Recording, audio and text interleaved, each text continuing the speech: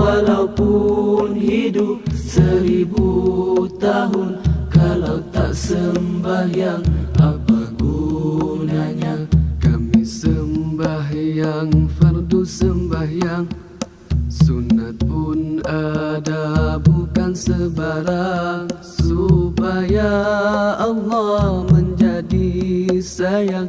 Kami bekerja hatilah riang, supaya Allah menjadi sayang. Kami